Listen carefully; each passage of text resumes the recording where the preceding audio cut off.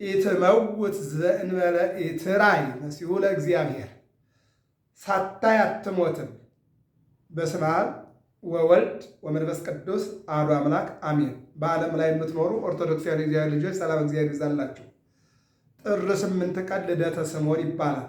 ልደተ ስምዖን ማለት ካህኑ ስምዖን ነቢዩ ስምዖን በ500 ዓመቱ ሕፃኑ ኢየሱስ ክርስቶስን በቤተ መቅደስ አግኝቶ ታቅፎት እንደገና የሥጋ ሕዳሴ አግኝቷልና ልደተ ስምዖን ተብሏል። ሐናና ኢያቄም እመቤታችንን በወለዱ ጊዜ የሥጋ እድሳት አግኝተዋል። እግዚአብሔር ስለሚችል ማለት ይችላል። እግዚአብሔር አዳምም እኮ እንዳለመታደሉ ነው። በ7 ዓመቱ በለስን በልቶ ነው እንጂ ዕፀ ሕይወት የተዘጋጀችው ለዚህ ነበረ። በለስን እንዳትበላ በወይን ጀርባ ያለውን ግን ተመገብ፣ ዕፀ ሕይወትን ግን ጠብቃትና ከ1000 ዘመን በኋላ ዕፀ ሕይወትን በልተህ ትታደሳለህ ነበረ አይደለ? ነገር ግን ምድረ 7 ዓመት አለው አዳም ትእዛዘ እግዚአብሔር። በ7 ዓመቱ አዳም የእግዚአብሔርን ትእዛዝ ጣሰ፣ ሞት መጣ። አዎ በበላ ጊዜ የሞት ሞት ትሞታለህ ተባለና ሞት መጣ። የሞት ሞት የተባለው ገነትን የሚያክል ቦታ እግዚአብሔርን የሚያክል ጌታ ማጣቱ የሞት ሞት ነው። ሰው እናቱን አጦ አባቱን አጦ አገሩን አጦ ሊኖር ይችላል። እግዚአብሔርን አጦ ግን መኖር አይቻልም። ይሄን የገጠመው አዳም ማለት ነው። ለዚህ ነው ቅዱስ ኤፍሬም በሐሙስ በእንተ ሔዋን ታጾኸተ ገነት፣ በሔዋን ምክንያት የገነት ደጅ ተዘጋ። ወበእንተ ማርያም ድንግል ተርኅወ ለነ ዳግመ ከፈለነ፣ በድንግል ማርያም ተከፈተልን። የተዘጋው ሁሉ እግዚአብሔር አምላክ ይክፈትልን። ሔዋን ዕፀ በለስን ብትበላ ዕፀ ሕይወትን አሰጣችን። ዕፀ ሕይወትን እንዳንበላ ሔዋን ከለከለችን። ለምን? በዕፀ ሕይወት ፈንታ በለስን በላችና። በለስን በልታ በ7 ዓመቷ ዕፀ ሕይወትን ከለከለችን። ሔዋን ዕፀ በለስን በልታ ዕፀ ሕይወትን ብትከለክለን ዕፀ ሕይወት የተባለ ዘውቱ ሥጋው ለክርስቶስ፣ የክርስቶስን ሥጋ እንድንበላ ድንግል ማርያም አደለችን ይላል። ድንግል ማርያም አደለችን። ስለዚህ እነሆ ዕፀ ሕይወት ተዘጋጅታ የነበረችው ከ1000 ዘመን በኋላ የሰዎች ልጆች እየበሉ የሥጋ ሕዳሴ እንዲያገኙ ነበረ። በሔዋን ምክንያት ዕፀ ሕይወትን ብናጣ ግን የገነት ተክልን ብናጣ በድንግል ማርያም የክርስቶስን ሥጋና ደም አገኘን። ክብርና ምስጋና ለእናታችን ይሁን። ስምዖን ልደተ ስምዖን ይለዋል ቅዱስ ያሬድ። ለዓለም ዘየዐርፎ ይላል። ዓለምን የሚያሳርፈው ዓለምን የሚመግብ በፀሐይ አብስሎ በዝናብ አብቅሎ ይመመግብ እግዚአብሔር ስምዖንን በ500 ዘመኑ በመንፈስ ቅዱስ ጥሪ ጠራና ወደ መቅደስ ገብቶ ሕፃኑ ኢየሱስ ክርስቶስን ታቅፎ ከሥጋ ብልየት ወደ ሥጋ ሕዳሴ እንዲመለስ አድርጎታል። የሁላችንም አእምሮ እግዚአብሔር ያድስልን። ስምዖን በአቱ ለእግዚእነ ውስተ ቤተ መቅደስ የካቲት 8 ቀን ጥር 6 ቀን በ8ኛ ቀኑ ቤተ ግዝረት ገባ። የካቲት 8 ቀን ደግሞ በ40ኛ ቀኑ ወደ ቤተ መቅደስ ገባ የሚለውን ያሳያል። ስምዖን ማለት ሰማኒ ማለት ነው። ሐና እግዚአብሔርን ጠይቃ ድምጿን ሲሰማት እግዚአብሔር ምን አለች? የእግዚአብሔርን ውለታ መክፈል ባትችል፣ ነገር ግን በልጇ ስም ልጇን ሳሙኤል ብላ እግዚአብሔር ሰማኝ ብላ ምስክርነት ነው። በነገራችን ላይ ስዕለት ነው ይሄ። ምስክርነቷን ገለጠች፣ ስለቷን መለሰች። ሰምተኛልና ልጅንም እግዚአብሔር ሰማኝ ብየዋለሁ ማለቷ ማለት ነው። ይህም እንግዲህ እግዚአብሔር ሰማኝ ማለት ጥያቄ መልስ አደረገልኝ። በ250 ዓመቴ በትንቢት አየሁት፣ በ500 ዘመኔ ተወልዶ አገኘሁት ብሎ ነው። ምን ይላል ነገሩ? እንደምን ነው ቢሉ ቅድመ ልደተ ክርስቶስ ንጉሠ ጽር አሸናፊ የተባለ በጥሊሞስ ይላል ገናና ንጉሥ ነበር። ሁሉን እንደ ሰም አቅልጬ እንደ ገል ቀጥቅጬ ገዛሁኝ ገዝቻለሁና ምን ቀረኝ?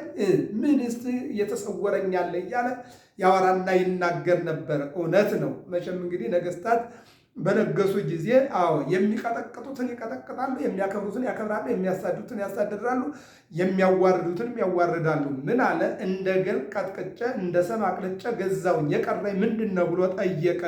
በዚህ ጊዜ አማካሪዎቹ ብዙ ምሳሌና ኅብረ ትንቢት የተነገረባቸው የነቢያት መጻሕፍት በእስራኤል ዘንድ አሉ። ነገስታት መልካም አማካሪም መጥፎ አማካሪም አላቸው። በመጥፎ አማካሪ ተነስተው ነገር ያበላሻሉ። በመልካም አማካሪ ተጉዘው ደግሞ ነገር ያስተካክላሉ። በመጥፎ አማካሪ ተነስተው ህዝብን ይጎዳሉ። በመልካም አማካሪ ተጉዘው ደግሞ ህዝብን ያከብራሉ። ይሄ በሮብዓም አይተነዋል። መጥፎ አማካሪዎች ንግስናውን ከሁለት እንዲቀደድ አድርገዋል። መልካም አማካሪዎች ቢነግሩት እምቢ ብሎ በመጥፎ አማካሪዎች ተነስቶ ንግስናውን ቀዶታል። ሽማግሌዎቹ ጥሩ መክረውት ነበረ። የሽማግሌዎችን ወደ ጎን አድርጎ ወደ መጥፎዎቹ ወደ ወጣቶቹ ሄደና የወጣቶችን ምክር ይዞ የማይፈረድ ፍርድ ፈረደ። የአባቱን ንግስና ከሁለት ቀደደ። እንዲህ አይነት መጥፎ አማካሪዎች አሉ በሕይወታችንና ከመጥፎ አማካሪ ለዚህ ነው ልበ አምላክ ዳዊት ማንነትህን እንድነግርህ ጓደኛህን ንገረኝ ብሎ ያስቀመጠው ለዚህ ነው ማለት ነው። እና ምን አለ? በዚህ ጊዜ አማካሪዎቹ ብዙ ምሳሌና ኅብረ ትንቢት የተነገረባቸው የነቢያት መጻሕፍት በእስራኤል ዘንድ አሉ። እነዚህም መጻሕፍት ወደ ጽድቅ ቋንቋ አስገልብጣቸው። ይገልበጡ ወይም ደግሞ ይተርጎሙ ማለት ነው። አስገልብጣቸው ማለት ይተርጎሙ ማለት ነው። ከዕብራይስጥ ይሄ የመላእክት ቋንቋ ነው። ከዕብራይስጥ ወደ ጽድቅ ቋንቋ ይህም ሊቃውንት ተፈልገው እንዲተረጎሙ አድርግ ብለው መልካም ነው። አሁን ይሄ አሕዛብ ነው፣ እሱ ከአሕዛብ ወገን ነው። የእስራኤል ንጉሥ አይደለም፣ ክርስቲያን አይደለም። ግን ምን አሉት? ከእውቀትህና ከብልጽግና ይልቁንም ደግሞ ከስልጣንህ ይልቁንም ከአምባገነንነት የተነሳ ይህንን ማድረግ ስለምትችል መጻሕፍቱን አስመጣ፣ ሊቃውንቱንም አስመጣና ይህን አድርግ አሉት ነው። ያውን መልካም እይታ ነው ብለው አባቶቻችን አስቀምጠዋል። እስራኤል በወቅቱ በግዛቱ ስር ወድቃ ነበርና መልእክተኛ ልኮ ከሊቃውንተ እስራኤል አዋቂዎችን መርጠው ከመጻሕፍቱ ጋር እንዲልኩለት አዘዘ። እስራኤል በሮም ቅኝ ግዛት እንግዲህ ይታወቃል። ጌታ በተወለደም ጊዜ እስራኤላውያን እንደነ ሰሎሞን እንደነ ዳዊት ሰራዊት አስከትሎ ጦር ሰብቆ መጥቶ ያድነናል ብለው ይጠብቁ የነበረበት በዚህ አይነት ችግር ነበር እና ወርቃ ስለነበረ መጻሕፍቱንም 46ቱንም ሊቃውንቱንም እንዲልኩለት ጽፎ ላከ ነው የሚለው። 72 ሊቃውንት ከመጻሕፍቱ ጋር ሆነው በአንድ ድንኳን ተቀምጠው ከዕብራይስጥ ወደ ጽድቅ እንዲተረጉምለት አዘዛቸው። ቃሉንም ተስማምተው እንዳይቀይሩት በበላያቸው ጠባቂዎች ሾመባቸው ይላል። የሚገርመው ነገር ከመጻሕፍቶቹ ጋር 72 ሊቃውንት ከመጻሕፍቱ ጋር ተላኩ። ሁለቱ መንገድ ላይ ሲሞቱ 70 ሊቃውንቱ ግን እሱ ጋር ደርሰዋል። ሲደርሱ ይላል አሕዛብ ጠንቃቃ ናቸውና እንዲህ አለ፣ ሂደው ሁለቱ ሆነው በአንድ ድንኳን ተቀምጠው ከዕብራይስጥ ወደ ጽር እንዲተረጉሙለት አዘዛቸው። ቃሉንም ተስማምተው እንዳይቀይሩት በላያቸው ጠባቂዎችን ሾመባቸው ይላል። በትክክል እንዲያስቀምጡ እንጂ ቃላትን እንዳያዘበራርቁ ማለት ነው።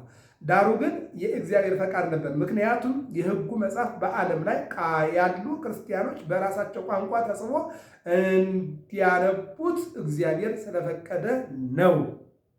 በዚህ ጊዜ ትንቢተ ኢሳይያስ ለስምዖን ደረሰው ይላል። እንግዲህ ታሪኩ የሚጀምረው እዚህ ጋር ሁሉም እያንዳንዳቸው መጽሐፍ ተሰጣቸው እንዲተረጉሙ በተደረገ ጊዜ ለስምዖን የትንቢተ ኢሳይያስ ደረሰው።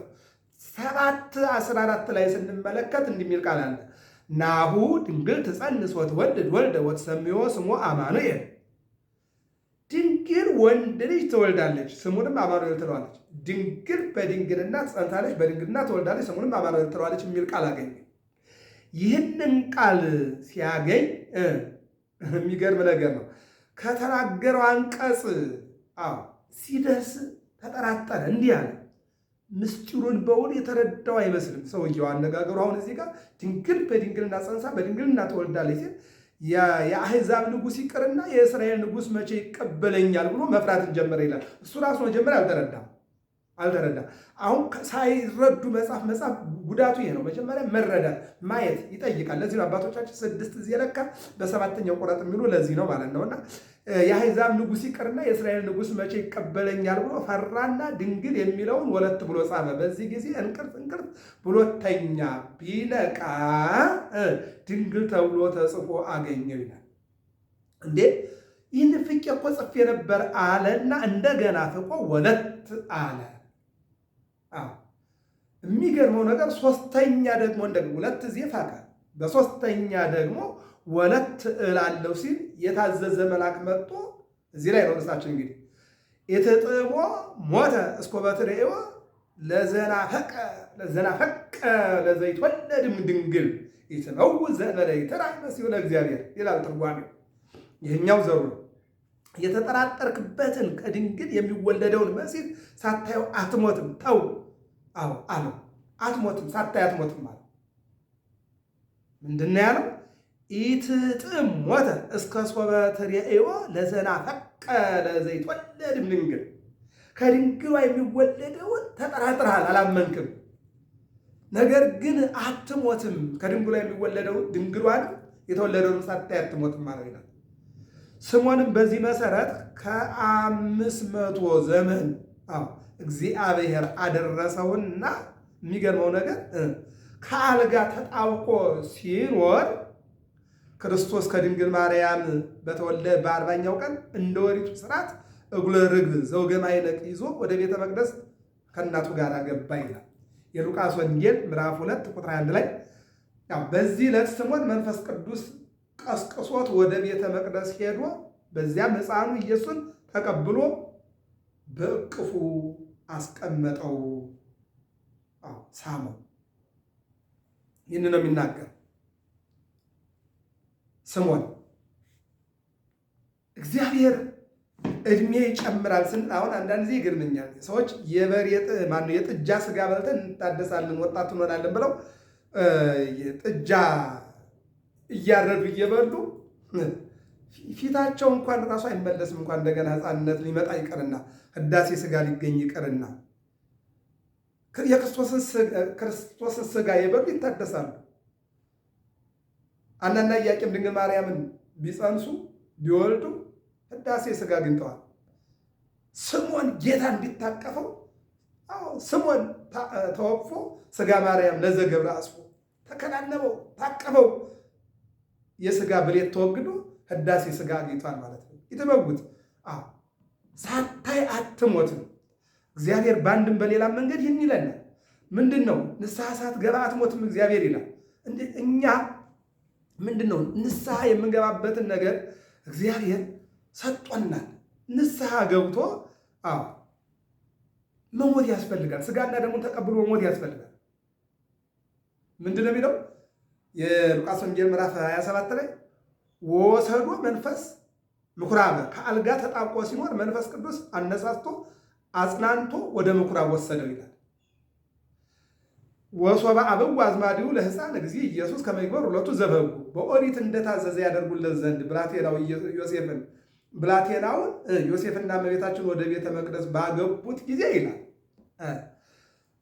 ሲነገረው 250 ዓመቱ ኖት ነበረ። 250 ተጨምሮለት 500 ዘመኑ ኖት። በቤተልሔም ጌታ ተወልዶ ጥር 6 ቀን በ8ኛው ቀን ግዝረትን ፈጽሞ በ40ኛው ቀን ወደ ቤተ መቅደስ እናቱ ድንግል ማርያምና አረጋዊ ዮሴፍ ይዘው ሲገቡ ተወግፎ ውእቱ አንበሮ ውስተ ሕፅኑ፣ እሱ ተቀብሎ አቀፈው። ወባረኮ ለእግዚአብሔር፣ ከዚህ ጊዜ ያደረሰኝ ከደዌ የፈወስከኝ ብሎ እግዚአብሔርን አመሰገነው። እግዚአብሔርን የሚያመሰግን አእምሮ ያድለን። ወይቤ ይዜ ትስሮ ለገብርከ፣ በታቀፈው ጊዜ ታድሷል። ይሄ ነው እንግዲህ በታቀፈው ጊዜ ታድሷል።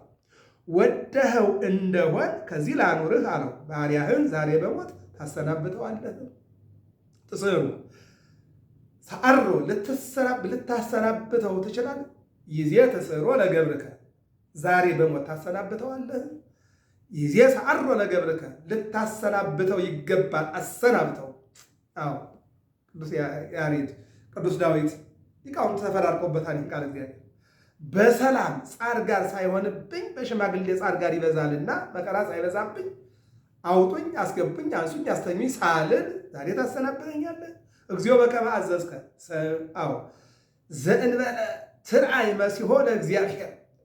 የእግዚአብሔርን ሳታይ አንድም ከድንግል ማርያም የተወለደውን ሳታይ አትሞትም። ይሄ ነው ርዕሳችን። ስመሬ አግኝተ አድኖተከ ዘአስተዳሮ ከቅድመ ኩሉ ሕዝብከ፣ ለወገኖች ፊት ያዘጋጀኸውን አድኖትህን አንድም አድኖትህ ወልድን አይቻለሁና አሰናብተኝ። 3 ዓመት ከ3 ወር ከሚያዩት አስቀድሞ ያዘጋጀው አድኖትህ ወልድን አይቻለሁና አሰናብተኝ። አንተ ብለህ ምን ብለህ መሬት አንተ አዳም መሬት አንተ ብለህ እንደተናገር ይህ ሁሉ ይህ የሆነው ሁሉ ነው። በወገኖች ፊት ያዘጋጀውን አድኖትህን አይቻለሁና አሰናብተኝ። 3 ዓመት ከ3 ወር ከሚያዩት ተአምራት አስቀድሞ ያዘጋጀውን አድኖትህን አይቻለሁና አሰናብተኝ። ከመ ትክስት ብርሃነ ለአሕዛብ ለአሕዛብ ትንቢትን ተስፋን ትገልጽ ዘንድ ወክብረ ለሕዝብከ እስራኤል ለእስራኤል ሃይማኖትን ልጅነትን ትገልጽ ዘንድ እነሆ አሰናብተኝ ፈቃድህ ሆኗልና አሕዛብን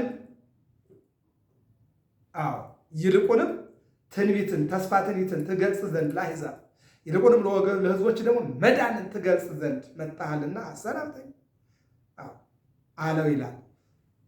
ስምዖን ካህኑ ስምዖን ጌታን ታቀፈው የተመውት እነሆ ሳታይ አትሞትም ተብሎ ነበርና ሳታይ አትሞትም እንደተባለ በ500 ዘመኑ መንፈስ ቅዱስ ቀሰቀሰው፣ ሕፃኑን ታቀፈ፣ ባረከውና ይህ ሕፃን ለተንሥኦቶሙ ወለድቀቶሙ ለደቂቀ እስራኤል ላመኑ ለእስራኤል ለመዳናቸው ላላመኑ ደግሞ ፍርድ ሊፈርድባቸው ተሹሞ መጥቷል። በአንቺ ላይ ግን በአንገትሽ ሰይፍ ያልፋል አለት። ሕሊናን የሚጎዳ ሐዘን በውስጥሽ ይደርስብሻል ማለት ነው። እንደተባለውም አልቀረም።